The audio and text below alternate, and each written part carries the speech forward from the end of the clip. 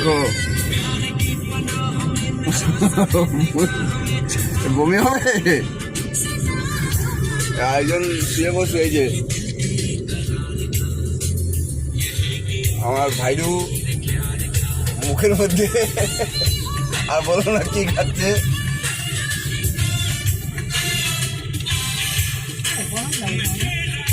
গরম লাগে বলে।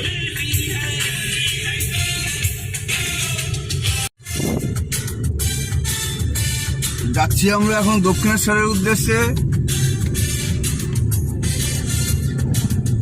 বুদ্ধ টিপ দিলে টিপ দেবো তো দক্ষিণেশ্বরে। ওরা পড়ায় প্রত্যেকে পড়াইতে হবে না, ওরাই পড়ায় দেয়।